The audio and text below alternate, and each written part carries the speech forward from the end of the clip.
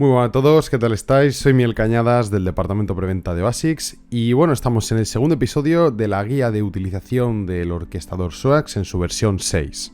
En el capítulo anterior estuvimos viendo toda la parte de administración tanto de dominios, proyectos y usuarios. Y también estuvimos comentando al finalizar el capítulo que en el próximo vídeo íbamos a ir revisando cada uno de los elementos que podíamos encontrar dentro de la interfaz drag and drop y explicar su funcionamiento. Bueno, pues esto es lo que vamos a hacer en este vídeo. Realmente, para poder entender correctamente el funcionamiento de todos los elementos de la plataforma es realizando ejemplos que lo pongan en práctica. Pero claro, para no hacer demasiado largo este vídeo, en este capítulo únicamente me voy a limitar a comentar por encima el funcionamiento de cada uno de los componentes, pero a grosso modo, puesto que ya en los próximos capítulos en el que estaremos realizando infraestructuras de ejemplo, ya ahí pondremos en práctica estos conocimientos y ya veremos en profundidad el funcionamiento de cada uno de los componentes.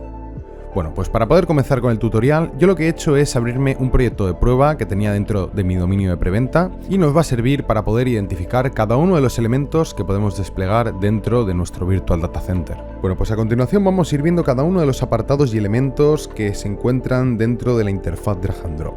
En primer lugar, tenemos la barra de recursos, que nos permitirá conocer el número de recursos que tenemos consumidos actualmente en el proyecto. Además, se nos indica el límite de recursos que podemos desplegar en este proyecto.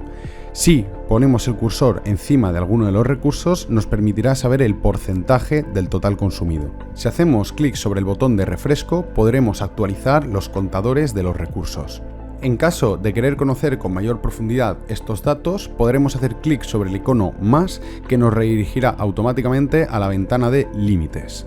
Al acceder a esta ventana, automáticamente se mostrará todos los datos relacionados con nuestro proyecto, pero si quisiéramos conocer el estado de otro dominio o de otro proyecto, siempre lo podremos seleccionar a través de los menús desplegables que tenemos en la parte superior. Si contamos con el rol de administrador de dominio, podremos hacer clic sobre el botón Gestionar límites del proyecto, que automáticamente nos redirigirá a la ventana de configuración de nuestro proyecto. De esta forma podremos volver a modificar los límites que tengamos asignados a ese proyecto. Dentro de la ventana Límites de proyecto, vamos a poder conocer de manera general en el apartado Virtual Data Center los recursos generales que tengamos desplegados en nuestro proyecto como sus límites. En el apartado de almacenamiento podremos conocer todos los tipos de almacenamiento que tenemos consumidos como sus límites. En el apartado de redes podremos conocer todos los recursos relacionados a la conectividad que tengamos desplegados en nuestro proyecto, como así también sus límites, desde routers, puertos, balanceadores de carga, etc. En el apartado seguridad podremos conocer el número de firewalls desplegados, grupos de seguridad, políticas o incluso pares de claves. Y por último, en el apartado de protección de datos vamos a poder conocer la información relacionada con los recursos consumidos de backups, instantáneas, snapshots, etc. De todas formas, la nueva versión 6 de SOAX cuenta ahora con un dashboard o panel de control que nos permitirá conocer el estado general de todo nuestro proyecto. Para poder acceder a él, solamente tendremos que abrir el menú desplegable y seleccionar el primer apartado denominado Dashboard. Una vez nos encontremos dentro del dashboard, podremos conocer de manera general los recursos que tengamos desplegados en nuestro proyecto, también el número de ataques de DDoS bloqueados por nuestro sistema anti-DDoS, la topología de nuestro proyecto con todas las redes, routers y máquinas que tengamos desplegadas, resúmenes de máquinas virtuales donde podremos conocer el número de máquinas virtuales que están operativas y el estado de las mismas. En el apartado de resumen de backups vamos a poder conocer el número de máquinas virtuales que tengamos protegidas con el sistema de BackOS, como el número de gigas que tengamos consumidos. También vamos a poder conocer el estado de las tareas tanto de backup como de restauración, siendo OK las que se han completado satisfactoriamente, en otros las que están en proceso y error aquellas tareas que han sufrido algún tipo de problema. Por último, contamos con dos gráficas que nos permiten conocer el uso tanto de red como de disco de la máquina virtual que nosotros seleccionemos. Bueno, a continuación volveremos a la interfaz drag and drop para poder seguir explicando cada uno de los elementos. Vamos a dirigirnos a la barra que queda justamente por debajo de la barra de recursos. Esta barra se denomina barra de gestión de proyecto. En primer lugar, contamos con los iconos de operación y monitor, que nos permitirá cambiar entre el modo vista o el modo edición. Si hacemos clic en el botón en relaciones, vamos a poder conocer la relación que tienen varios elementos entre sí. Por ejemplo, si tengo activada la función relaciones y dejo el cursor justamente encima del router pfSense, voy a poder conocer que tiene el volumen asociado el 4CE0CF, que tiene la dirección IP 78.136.102.206 y que pertenece al grupo de seguridad Default. Siguiendo con la barra de administración, el botón de mover topología nos permitirá mover la topología de nuestra infraestructura en cualquier parte del espacio de trabajo. El icono de etiquetas lo que nos permitirá seleccionar es la cantidad de información que queremos que se muestre al dejar el cursor encima de cualquiera de los elementos que tengamos desplegados dentro del espacio de trabajo. El icono de vista nos permitirá dejar nuestra topología en una localización predeterminada. El icono de vista nos permitirá mostrar o ocultar iconos de firewalls, iconos de aplicaciones o máquinas externas que tengamos conectadas al proyecto. Por último, contamos con el botón de refrescar topología, que en caso de haber desplegado un elemento nuevo sobre el espacio de trabajo, podremos presionar ese botón para que se fuerce la actualización de la topología y que de esa forma se muestren los nuevos elementos desplegados. De todas formas, SOAX cada 10 segundos realiza una comprobación y si detecta que se ha desplegado un recurso nuevo, automáticamente se refrescará. Dentro de esta barra de administración también contamos con 4 iconos. En primer lugar, contamos con la papelera, que al arrastrar un elemento del espacio de trabajo sobre ella, automáticamente se borrará dicho elemento. Además, si hacemos clic sobre la papelera, nos permitirá seleccionar varios tipos de borrado. En el caso de seleccionar cualquiera de los modos que se presentan, siempre nos pedirá que confirmemos utilizando nuestra contraseña. Por último, contamos con los elementos de objetos S3, bacos y pilas, pero estos elementos los veremos en próximos capítulos. Si nos dirigimos a la derecha de la interfaz drag and drop, contaremos con un recuadro que nos permitirá listar cada uno de los elementos que tenemos desplegados en la plataforma, pero que no se muestran directamente sobre la topología del espacio de trabajo. Como podréis observar, en este recuadro únicamente se mostrará hasta un máximo de 6 tipos de elementos, pero si nosotros hacemos clic en la barra superior, podremos cambiar entre los distintos elementos que podremos mostrar dentro de este recuadro. A continuación, veremos la barra de operaciones y los distintos elementos que podremos desplegar en el espacio de trabajo, pero antes lo que voy a hacer es crear un proyecto en blanco. Bueno, dentro ya del proyecto en blanco vamos a ir desplegando cada uno de los recursos que encontramos dentro de la barra de operación. Como os había comentado anteriormente, en este capítulo no vamos a profundizar en cada uno de los elementos, sino que vamos a realizar un despliegue sencillo para que podáis ver qué configuraciones podéis manejar en cada uno de los elementos desplegados. En los próximos capítulos ya veremos con detalle cómo realizar un despliegue de una máquina Windows, de una máquina Linux, de un router virtual, como también el despliegue de la infraestructura para el servicio SOAX Remote Desktop que os permitirá virtualizar aplicaciones para poder proveérselas a vuestros usuarios. Al fin y al cabo, los próximos capítulos serán montajes de ejemplo de infraestructuras para que vosotros podáis conocer cómo funciona la plataforma y que vosotros podéis crear vuestra infraestructura en función de vuestras necesidades. Bueno, el primer objeto que contamos dentro de la barra de operaciones es el de instancia. Este elemento nos permitirá crear nuestras máquinas virtuales.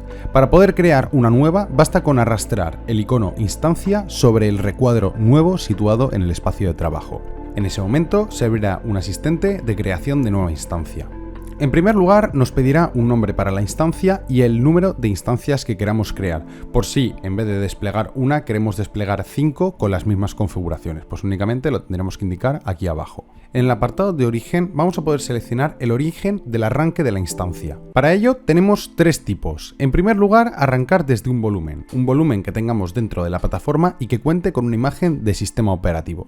En segundo lugar, tendremos la opción de arrancar desde una imagen y crear un nuevo volumen, en el cual vamos a poder seleccionar cualquiera de las imágenes que proporciona la plataforma SOAX, o podremos seleccionar tanto una imagen que nosotros hayamos subido previamente a SOAX como también una snapshot que hayamos creado a partir de un volumen. Por último, tenemos la posibilidad de que la máquina arranque a través de un volumen, pero que aparte cree un volumen nuevo que se asignará de manera automática a la máquina, de tal forma que esta máquina contará ya con 2 volúmenes. Además, tendremos que especificar el tamaño del dispositivo, que como podréis ver para ciertas imágenes nos aparece un tamaño mínimo, y el tipo de arranque de la máquina, que puede ser tanto BIOS como UEFI.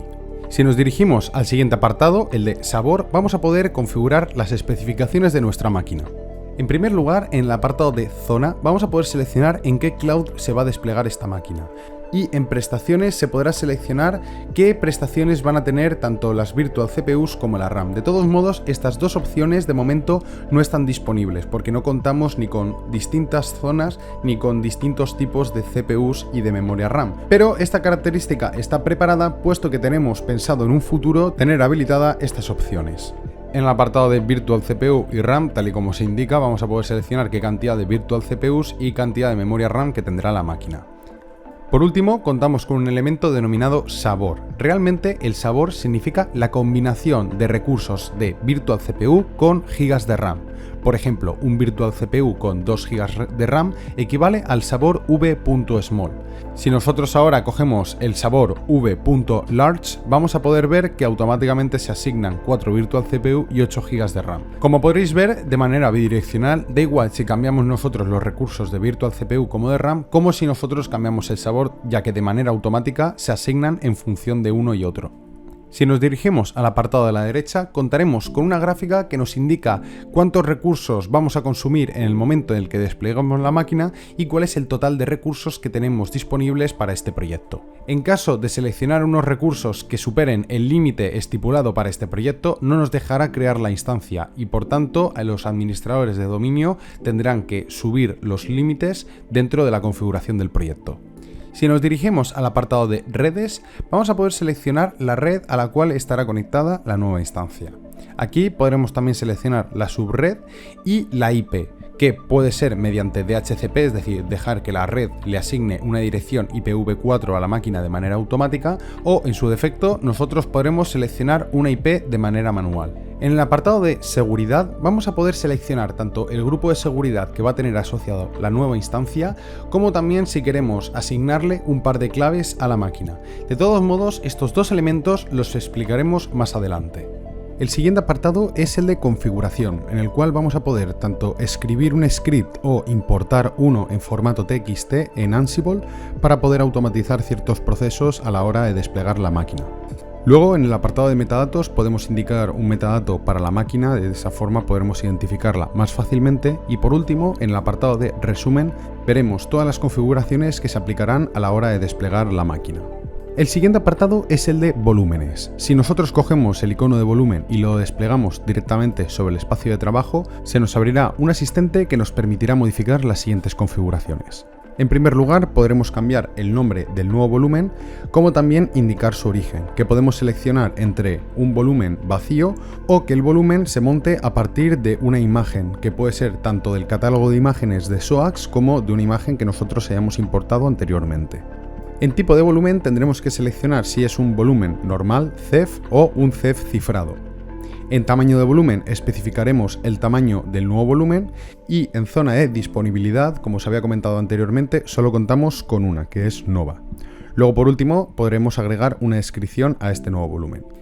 En caso de que necesitemos contar con una unidad de almacenamiento en red para poder compartir archivos con otras instancias de la misma red interna o con dispositivos que provengan de Internet, en SOAS contamos con un elemento denominado recursos compartidos que nos permite cumplir esa función. Si desplegamos una unidad de recurso compartido sobre el espacio de trabajo, se nos abrirá un asistente que nos permitirá modificar las siguientes configuraciones. A la hora de crear la nueva unidad de red, también se creará una subred únicamente para este recurso compartido, el cual vamos a tener que especificar su nombre justamente en el primer recuadro de datos de la unidad de red compartida. También podremos agregar una descripción y tendremos que indicar tanto la red interna a la cual se va a conectar como la subred. En el apartado de datos del recurso compartido vamos a tener que especificar los datos del volumen. En primer lugar, el nombre y el protocolo que va a utilizar, que puede ser tanto NFS como CIFS. También tendremos que especificar el tamaño de la unidad y si queremos podremos poner una pequeña descripción.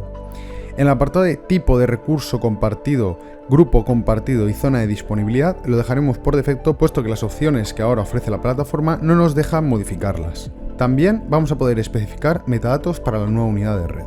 Por último, en el apartado de reglas de acceso vamos a tener que especificar cómo vamos a poder acceder a la nueva unidad de red compartida. En el menú desplegable vamos a poder seleccionar entre acceder mediante IP o mediante usuario, protocolo CERT o CEFX. Y también tendremos que especificar el nivel de acceso, que puede ser tanto de lectura o escritura o solo lectura. Por último, en el apartado de acceso a, tendremos que especificar la dirección IP o las direcciones IPs de la red interna, las cuales van a tener acceso a la unidad compartida. También podremos especificar el rango de toda la red para que todos los equipos que estén dentro de la red interna puedan tener acceso. El siguiente elemento que podremos desplegar es el par de claves. Los pares de claves es otra forma para poder acceder a nuestras máquinas Linux. Por lo general, cuando accedemos de manera remota a una máquina Linux, lo hacemos mediante usuario y contraseña, pero también tenemos la posibilidad de acceder a esta máquina mediante una clave compartida, que a la hora de acceder a través de Telnet, inyectamos la clave que poseemos en nuestro dispositivo local y nos permitirá establecer la conexión con la máquina Linux remota. En los próximos capítulos veremos cómo utilizar las claves compartidas para acceder a las máquinas Linux que despleguemos dentro de nuestro proyecto. Si seguimos con la cinta de objetos, el siguiente elemento es las IPs flotantes o IPs públicas. Si desplegamos una IP pública sobre el proyecto, automáticamente el pool de IPs que cuenta SOAX automáticamente os aprovisionará con una IP pública que únicamente estará disponible para vosotros a menos que la liberéis. Como podréis observar, al desplegar la IP se mostrará en el cuadro de la derecha. Si hacemos clic derecho sobre la IP, podremos realizar las siguientes acciones. En primer lugar, podremos asociar la IP flotante a cualquiera de las máquinas que tengamos desplegadas en el proyecto. Luego tenemos la opción de transferir IP, que nos permitirá transferir esta IP a otro proyecto que tengamos dentro de nuestro dominio. También tendremos la posibilidad de crear un reenvío de puertos, que nos permita redirigir el tráfico proveniente de Internet a cualquiera de las IPs internas que tengamos dentro de una red. Al crear un nuevo reenvío de puertos, se nos pedirá que especifiquemos el protocolo, el puerto externo, el puerto interno y la dirección IP interna, la cual va a redirigir el tráfico. Esto se le conoce tradicionalmente como un ateo de puertos. Luego también tendremos la posibilidad de poder liberar la IP flotante en caso de que no la necesitemos. De esta forma no se seguirá facturando. Y por último nos dará la opción de copiar la IP en el portapapeles por si necesitamos utilizarla en otra aplicación. El siguiente elemento con el que contamos es el de router, que nos permitirá desplegar router sobre nuestro espacio de trabajo y nos permitirá conectar las redes internas que tengamos dentro de nuestro proyecto con la red externa o las redes internas entre sí. A la hora de desplegar un router sobre el espacio de trabajo, se nos abrirá un asistente que nos pedirá los siguientes datos. En primer lugar, especificar un nombre para el nuevo router y también indicar si este router va a tener conectividad con la red externa o no. Luego, en interfaz, vamos a tener que seleccionar si se va a conectar este router con una red interna y en ese caso tendremos que especificar tanto la subred como la dirección IP de la puerta de enlace. El siguiente elemento que vamos a poder desplegar es el de redes, el cual nos va a permitir crear redes internas. Al momento de desplegar una nueva red sobre el espacio de trabajo, se nos abrirá un asistente que nos pedirá modificar los siguientes parámetros. En primer lugar, tendremos que especificar el nombre de la red y el estado de administración. Aquí indicaremos si la red va a estar en funcionamiento o va a estar inactiva. Al crear una nueva red, también se generará una subred, que es la que realmente va a brindar la conectividad. Aquí es importante indicar que una red puede contener más de una subred. Esto lo que nos permite es poder conectar más de una instancia sobre un backbone de red, pero con la posibilidad de tener una dirección de red distinta para cada máquina. Por tanto, cada máquina va a tener una red LAN distinta. En el asistente únicamente vamos a poder configurar una subred. Por tanto, vamos a hacer eso y luego veremos cómo poder añadir más subredes. Los parámetros que se nos piden para configurar la subred son los siguientes. En primer lugar, el nombre de la subred y la versión de IP que únicamente nos dejará seleccionar IPv4. También tendremos que indicar las direcciones de red o el rango de direcciones IP. Por defecto viene 192.168.1.0/24, pero si lo modificamos, como podréis ver, automáticamente se modificarán los pools de asignación. También tendremos que ajustar la dirección IP de la puerta de enlace, que por defecto se asigna de manera automática a la hora de rellenar el cuadro de direcciones de red. También podremos seleccionar un DNS personalizado, por defecto viene la DNS de Google, y rutas del host por si queremos rellenarlas. En SOAX tenemos también la posibilidad de poder establecer un túnel VPN que nos permita conectar redes internas pero a través de Internet. Al desplegar el elemento VPN sobre el espacio de trabajo, se nos abrirá un asistente que nos pedirá rellenar los siguientes parámetros. En primer lugar, en conexión VPN vamos a tener que rellenar los datos de la conexión. En primer lugar, el nombre del terminador remoto, la dirección IP del terminador remoto y la cadena de clave compartida. También podremos agregar parámetros opcionales relacionados con la conexión y algoritmos para las políticas que nos permitan segurizar el establecimiento de la conexión VPN. También tendremos que seleccionar las políticas IKE y las políticas IPsec.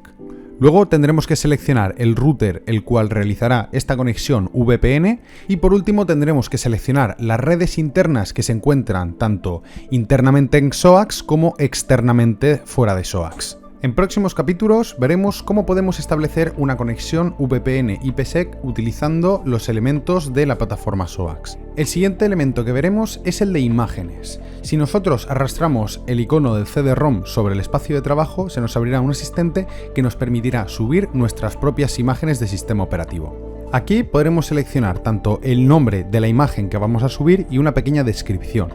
También deberemos seleccionar el formato de la imagen que vamos a subir. Como podréis observar, si no contamos con todos, contamos con casi todos los formatos disponibles de imagen.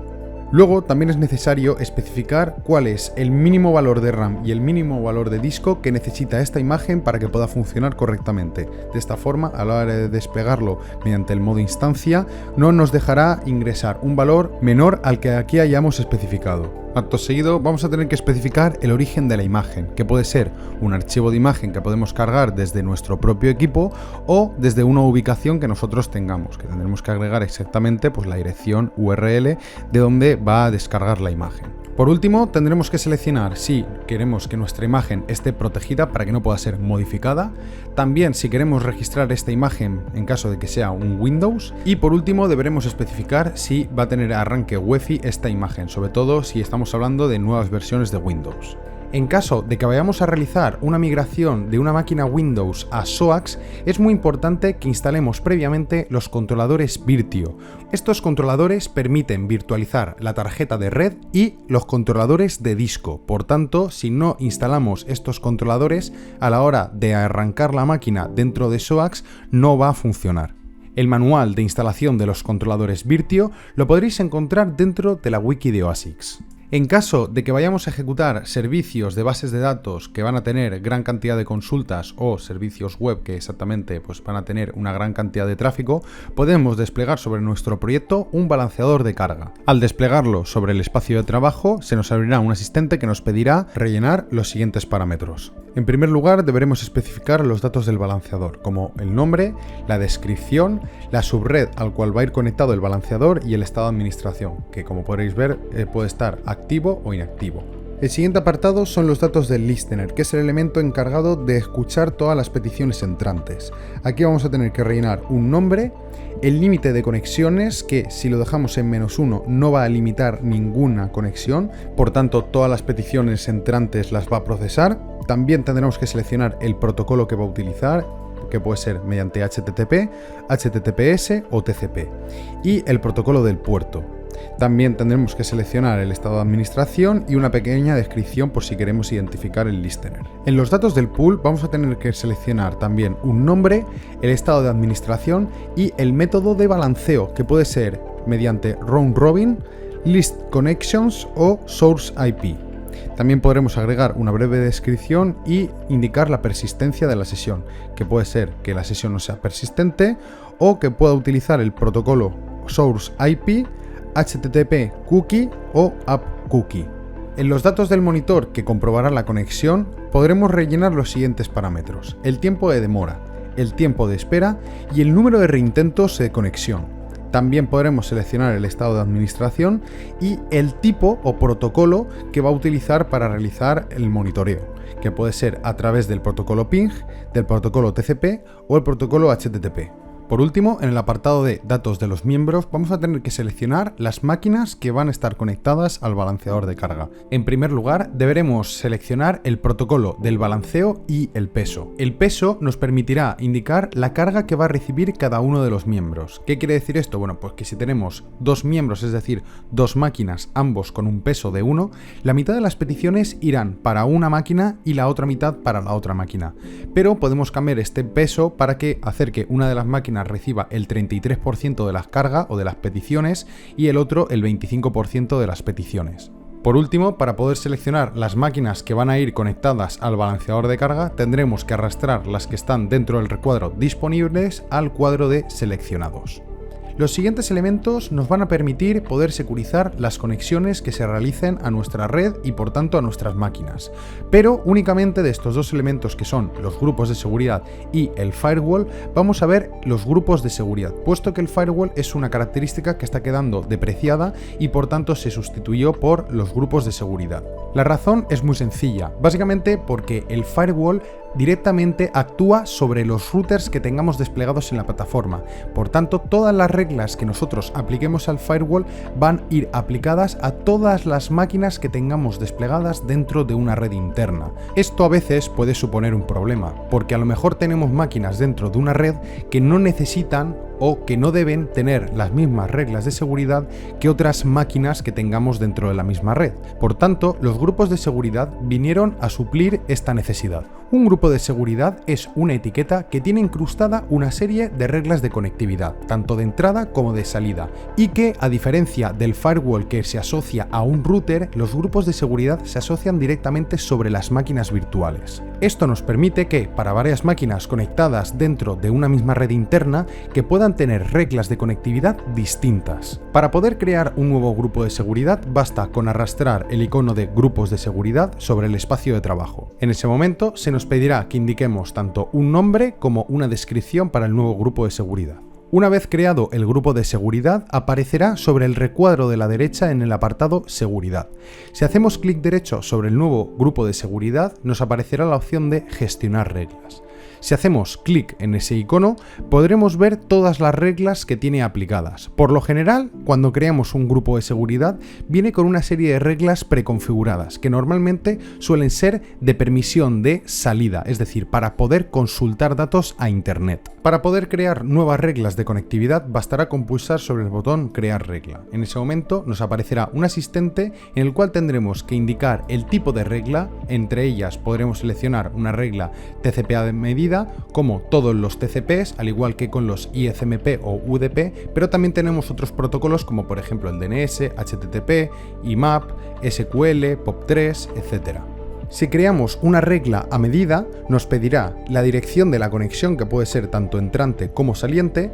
También deberemos seleccionar el puerto o rangos de puertos los cuales se va a permitir esta conexión y la dirección IP o las direcciones IP las cuales vamos a permitir la conexión. Si en el valor CIDR dejamos todo en ceros, lo que estaremos permitiendo será la conexión desde cualquier IP. Solamente nos quedaría asociar este grupo de seguridad a las máquinas que tengamos dentro de nuestro proyecto. Por último, tenemos una posibilidad que es la de poder crear un grupo de seguridad sin restricciones, que permita el tráfico desde cualquier IP y en cualquier protocolo. Para crear este grupo de seguridad sin restricciones, únicamente tendremos que tener visible el cuadro de seguridad en el apartado de la derecha y tendremos que hacer clic derecho sobre el título seguridad y os aparecerá el botón de crear grupo de seguridad sin restricciones. Mucha precaución con utilizar grupos de seguridad sin restricciones, sobre todo con máquinas que están expuestas con una dirección pública a Internet, puesto que estas máquinas pueden ser atacadas desde Internet y, en caso de contener información sensible, poder perderla con un ataque de ransomware o directamente que puedan extraer todos nuestros datos. En SOAX también tendremos la posibilidad de poder desplegar routers firewalls de nivel 7 sobre nuestro proyecto. Actualmente, SOAX cuenta en su catálogo con 4 marcas de routers que podremos desplegar. Entre ellas son F5, Fortinet, pfSense y Bios. Aunque también, si quisiéramos, podríamos desplegar un router MikroTik, pero lo tendríamos que importar manualmente. Al desplegar el router sobre el espacio de trabajo, se nos abrirá el asistente de creación de nueva instancia, porque al fin y al cabo un router virtual es una instancia más. Por tanto, al igual que hemos hecho con las instancias, vamos a tener que seleccionar sus especificaciones y su conectividad. El último objeto que podemos encontrar dentro de la cinta de objetos es el del Marketplace de aplicaciones, lo cual nos va a permitir poder desplegar aplicaciones directamente sobre nuestro espacio de trabajo. Aquí podremos desplegar aplicaciones como por ejemplo WordPress, Tomcat, Snorby, Apache, ERP Next, etc. Bueno, pues hasta aquí el segundo capítulo de la guía de usuario del orquestador SOAX versión 6. En los próximos capítulos estaremos viendo ya ejemplos de infraestructuras, en los cuales estaremos desplegando máquinas Windows, máquinas Linux y viendo en profundidad cada uno de los elementos que podemos encontrar dentro del orquestador. Como siempre, os dejo por aquí el link tanto de la wiki de OASICS para poder consultar cualquier duda de la plataforma y la plataforma de ticketing por si tenéis que notificar cualquier incidencia. Espero que os haya gustado este vídeo y nos vemos en el próximo capítulo. Hasta luego.